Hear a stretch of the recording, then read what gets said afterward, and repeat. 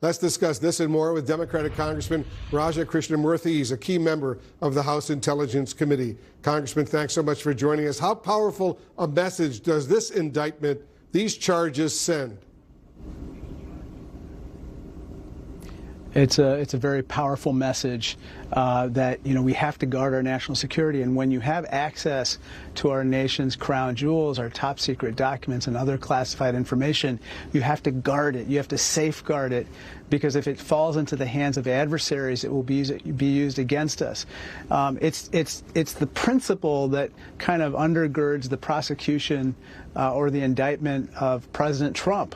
It doesn't matter whether you are an airman, such as Mr. Teixeira, or a former president of the United States. We have to put our national security first. So what goes through your mind when you see these latest charges against this U.S. airman, as opposed to what's going through the charges that have been leveled against the former president of the United States?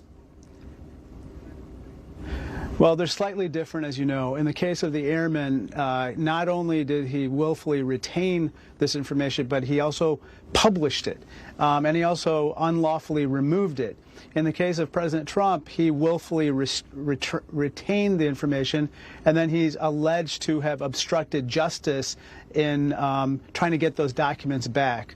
What goes through my mind is you just don't see many members of Congress implicated in these types of scandals.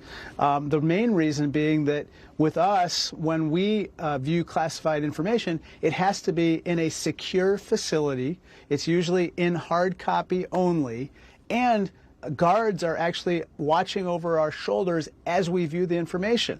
And then we have to return it once we finish.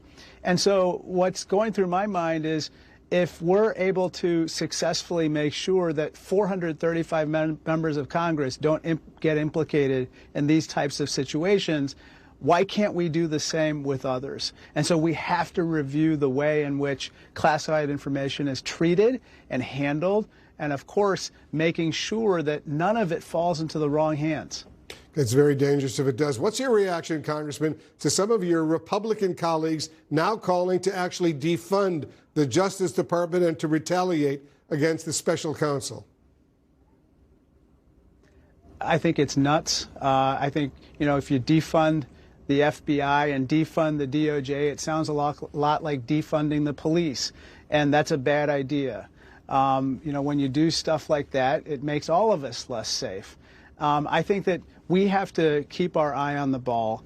And as Congressman Bacon said before, we should not be in the business ever of defending behavior such as that was implicated in the indictment of former President Trump.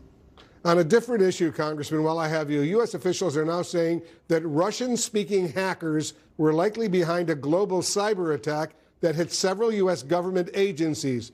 What can you tell us about this hack? Well, it's breaking news. I have to go back to Washington to learn more in a classified setting about it.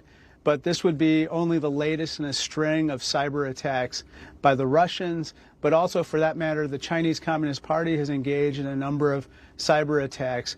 We have to up our game in terms of improving our cyber defenses. We also have to engage in much more public-private partnerships, because these same hacks that are targeted at government agencies are done to private sector entities, and in many cases it happens before it happens with the government. If we learn about it in advance, we can then apply the lessons learned to protect all of us. Now, in Ukraine, they learned that lesson, and they've successfully defended themselves from an avalanche of Russian attacks. And so we can apply some of those lessons learned in Ukraine even here in the United States.